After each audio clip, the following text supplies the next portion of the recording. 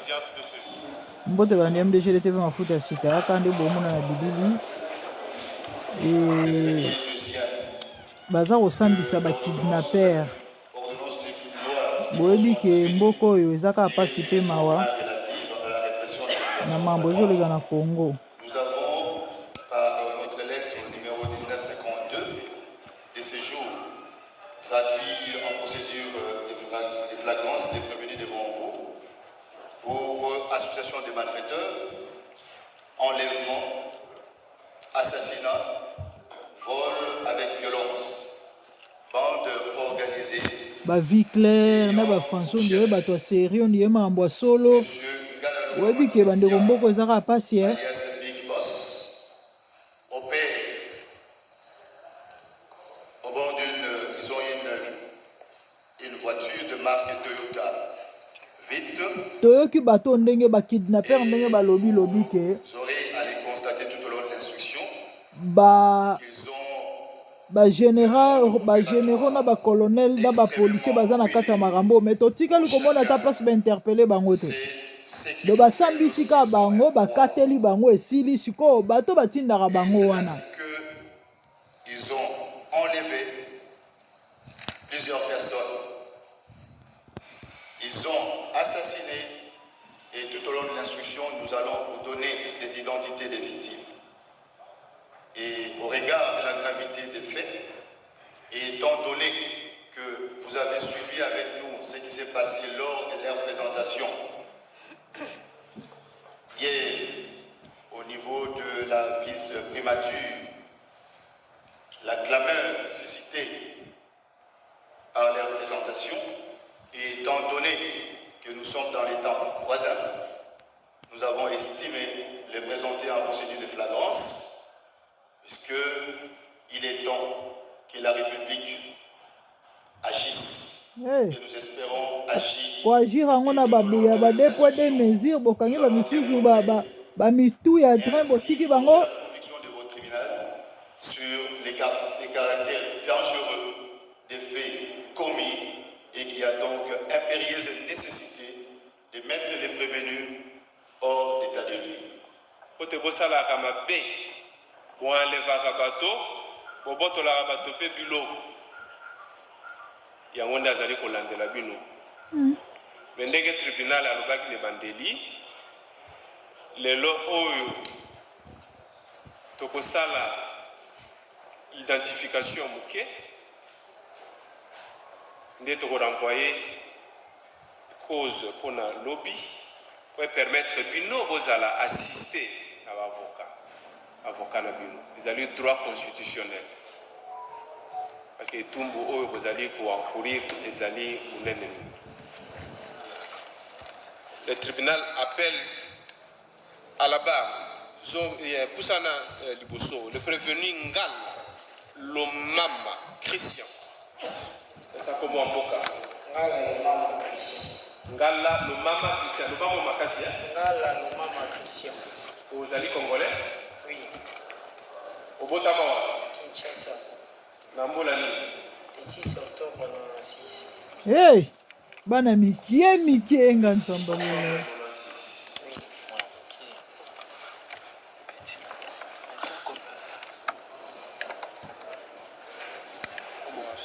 Secteur Koutou. Territoire Inongo. Mawe. Maïndong. Au Salam Salani. Yako kata ka bati. Ayemba. Oui, Maroc. Na groupe Nangamo. Mawe, Ndulemane. Sa profession. État civil. Au Bala. Vous allez célibataire. Au Bota. T. Doye. Au Bota. T. Abota te do open risque za kende. Bolo ka tikali ko tika mwana te na vie. L'avenue. Okaka. Le numéro 9. quartier Lumumba. la commune ya Bandalungwa. Oui.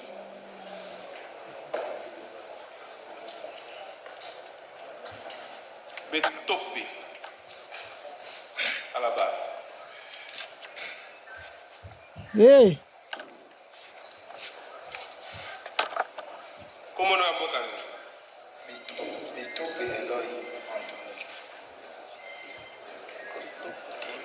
Anthony. Antonio colonel afunika abomaki mwana na ye. Vous allez congolais? Ouais. Au Botama wapi? Kinshasa. Nambola nini? Le 22 juillet, 6e mois. Oh oh.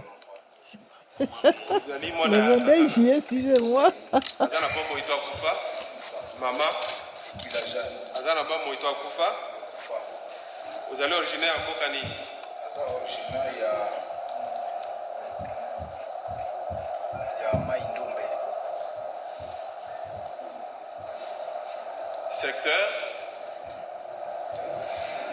territoire, province. Oh oh. Province yango wana Maindombe. C'est pas un billet. La bourse est pour la maman. Obosani. Ouais. Parce que oza makambo ebele na mutu.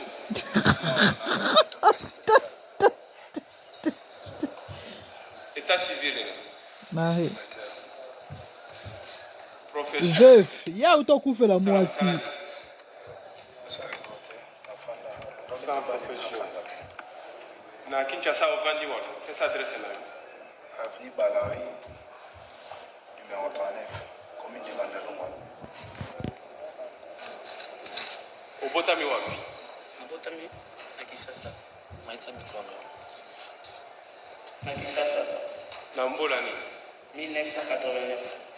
Date exacte. Le 25 9e mois 1989. Ozali mwana nani? Mwana mama Mulamba. Tobanda na papa na. Papa Nyati Mamba. Aza na bombo ito akufa. Papa Zama Zali Banda. Bongo mama kombo Mulamba Jambo. aza na bombo oyo. Ouais. Ozali originaire ya mboka nini? Nazali originaire ya Kasai. Village d'origine. Village ya mboka tata na bino. Na mboka papa Pendami. Oyebi te. Mama. Oyebi malamu te. Secteur po oyebi te. Mama. Territoire. Mingi ka kote mama. Bapesaka ya kote papa. Na province. Papa Kasai. Mama Kasai plutôt. Olobi? Mama Kasai. Te papa. Papa oyebi te. Osala musala ni. Je suis fonctionnaire. Fonctionnaire wapi? Je suis fonctionnaire à PTNC, Poste de télécommunications et de nouvelles technologies de l'information et de la communication. Oyebi numéro matricule na yo? Oui. Pesa yango. 13 03 Vous 375. pouvez répéter parce que Mathieu greffier azali kokoma. 13 03 13 03 375. Grade ni. 10 avec Ah. Vous allez affecter. Ouais. na Kinshasa. Silence s'il vous plaît dans la salle. Olobi ozali Ah. affecté wapi? Na Kinshasa, à secrétariat général, En secrétariat en général. maintenance. État civil, Célibataire, père de 2 enfants. célibataire, père de 2 enfants. Adresse na Yovan na Kinshasa, Tiboulioni. Pitambo, Bienvenue à toi. Toi, bienvenue. quartier Jamaïque, avenue Aigle numéro 1. Close the door. Le tribunal vous remercie. Bangoudi. Simbaki, Bangoudi. prénom, Bienvenue. Wamuna natumia Django oyo. Obotama wapi? Kinshasa. Palelo Mbola nini? Nasuki 21 avril 1997. Hey.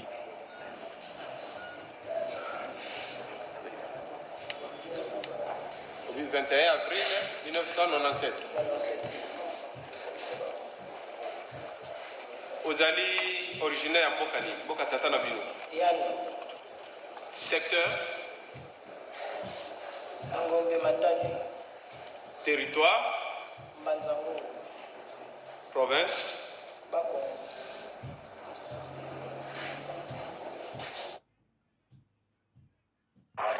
Musala nini? Pesa professionnel. débrouille à faire la musique. Là, c'est débrouille à faire la musique. Au lobby? Là, c'est débrouille à faire la Douleman. musique. Dans la salle à musique. Sans profession. État civil? Célibataire. Au Botate? Jeune enfant. Pardon? Jeune enfant. Célibataire, père d'un enfant. Et à Kinshasa, au Vandiwa? Commune Bumbu, avenue Mafuta, numéro 39, quartier Libya. Le tribunal vous remercie. Oui. Ainsi que le tribunal l'a relevé, conformément à l'article 6 de l'ordonnance de loi que nous venons d'évoquer, qui régit la procédure de flagrance, il va devoir envoyer la présente cause à l'audience de demain 5 juillet 2023 pour le début de l'instruction et permettre également aux prévenus de se faire assister par des avocats vu la gravité des faits qui pèsent sur eux. La remise est donc contradictoire à l'égard des prévenus et de parties civiles, conformément toujours à l'article 6 de l'ordonnance de loi évoqué, le tribunal place les 4 prévenus en détention préventive sous la vigilance de l'organe de la loi. Tolingaki tobanda kosambisa bino mais nakomona etumbu oyo bozali koriske bozwa bolongwa kuna siko bato oyo batindaka bango bozala assisté na bavoka lokola ezali procédure ya flagrance torenvoye yango mpona lobby et permettre bino bobenga bavoka na bino mpo baya koassiste nde totie bino na détention préventive na liso ya Kolo Mipeko, procureur de la République. Remise ezali contradictoire entre bino na partie civile. Oui. Pour comparer le prévenu, yo le kombo na yo ngala Niati Mambo. oui, Nyat Mambo. Oui. Loba. Na signalaki ba avocat et puis place tozalaki coffret téléphone. Loba moi makasi poto. Na signalaki ba avocat et puis place tozalaki coffret téléphone nyonso bazwaki. Il n'y avait pas moyen de signaler libanda pour avocat bazala ba ko soutenir biso. On a évité na moyen au besoin de baké audience aux ala lobby. Et aux ala possible to benga bango lelo est-ce que batongo ba kozala pour ba rejoindre biso lobby et bon so lobby ba été. Et si Moussou Saza ko bakisa ah lina loba boyi lokola balobi ba reporter pour na lobby ezala teke nde tozozonga boye kuna keba menase biso poto loba susu maloba ko kaka oyo bawalinga kuna na we ya pasi ye mpona mboka Kongo bandeko bozoka tokomi deja kodépendre na parquet na sens ke kuna tozala su menase na we ya mawa mingi ya donc nde baza awa bayebi ke bato batindaka bango ezala mwa pasi. jusque là auto bengaka na droit il pèse sur vous présomption d'innocence jusqu'à ce que tokata likambo toyeba soki réellement bosalaki mbeba soki bosalaki yango tribunal ekokondane bino conformément à mibeko ya mboka soki bosali eloko te tribunal ekokite bino conformément mpe kaka na mibeko ya mboka basali eloko me bato batindaka bango mpe fo bakangama bagaranti bozali sikoyo na disposition ya tribunal nde komi kosambisa bino mais na régime oyo mpona lelo mpo bozonga lobi bozali na disposition ya procureur conformément à article 6 oyo touti kotanga toplace bino en détention préventive ozala na droit na bino mpona bobenga bavocat parce que soki torenvoye ezali mpo bavocat baya donc ça paraît absurde que baboya mpo bobenga bavocat faciliter bino tâche wana kobenga avocat pour lobby bozala assister bozala bino tranquilliser. Afrique, les lotés, Congo particulièrement. La remise était Na contradictoire à l'égard de 4 prévenus et Mboko civil. En cause, ministère public contre les prévenus Ngala Lomama Christian alias Big. Le tribunal appelle plutôt la cause inscrite sous RP 29 465. En cause, le prévenu Mirindi Biamungu David et Ekila Bokechu. Il se constitue toujours partie civile avec la même composition. Reprenez.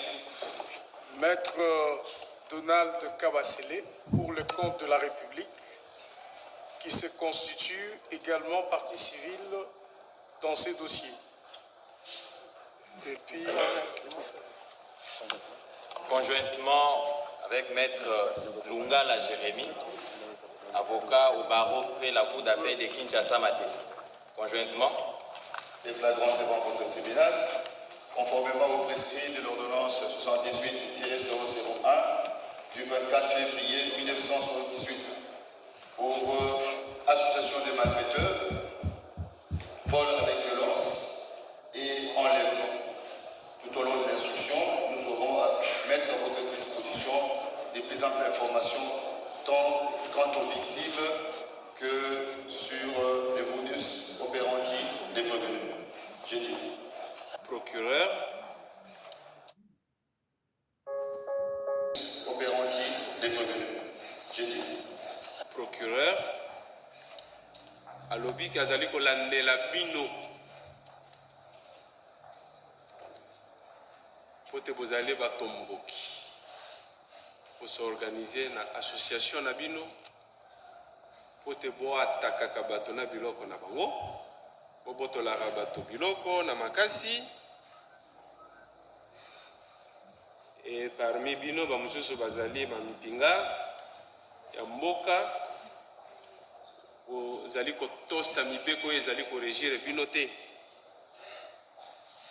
Faut les arrêter. Nde azali kolandela bino.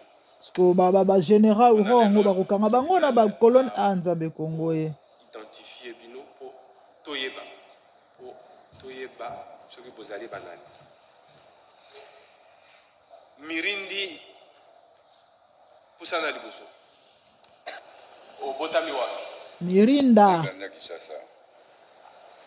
Na mbula ni 1982. Mbiaka oyo. date précise oyebi. Mbiaka. 1er janvier. 1er janvier 1982.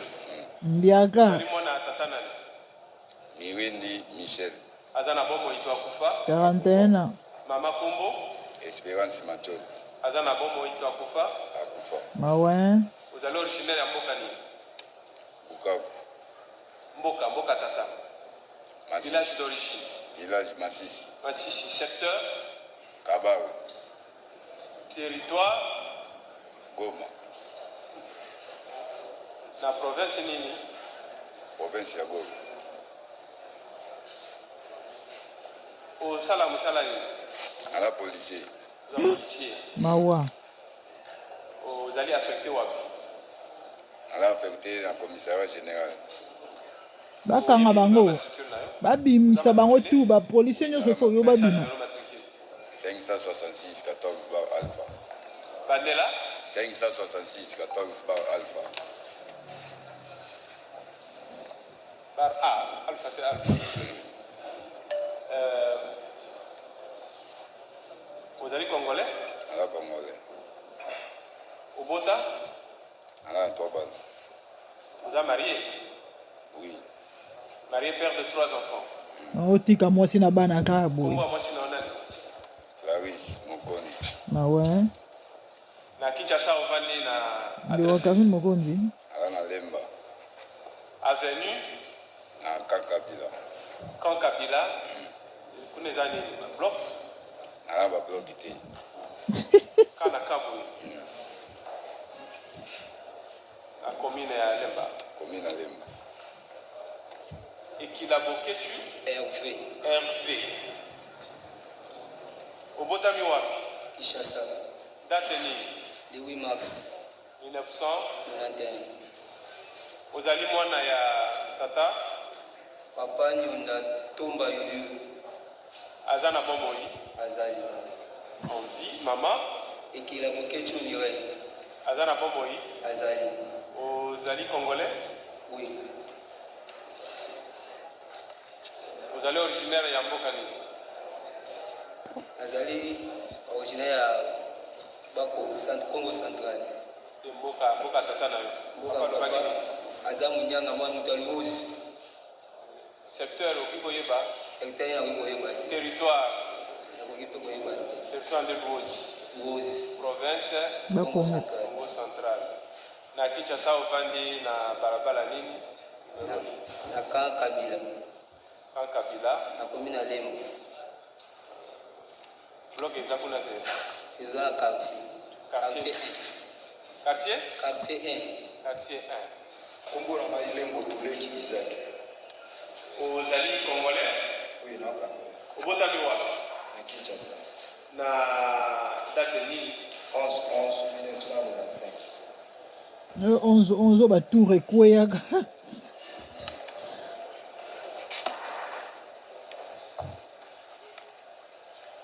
Ozali originaire ya mboka nini? Congo Central. Mboka tata. Tata yebisa yo. Mboka na ye. Mbanjango. Secteur ni Gatasawa. territoire en Banzango. C'est ça? Na province Boko. Banzango. Beaucoup de secteur. Territoire Banzango. Province. Je ne trompe pas. Na sala no ça c'est fait. Province Congo central. C'est ça?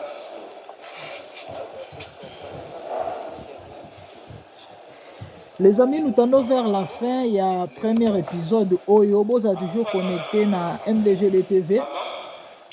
tozotiela bino suite ndenge basambisaki bandeko na biso awa eza présentation kande boyoki juge alobi ke comme baza accompagné na baavocat te donc moyen basamba eza te donc juste présentation bazwa baidentité na bango bayeba bango bisika bauti baza banani et puis bokoyoka ndenge bazoexplike nini elekaki nini esalemaki donc on a déjà des images là et juste après oyo tokotiela bino yango bosa toujours branché mpe kotie na MDGD TV mafuta ya sika bandeko tobondela mpo na mboka na biso nzambe esengaka mpenza na nzambe na mawa na ye ya bolingo epai ya bonzambe na ye apesa Congo solution atinda bakonzi oyo baza digne mpe capable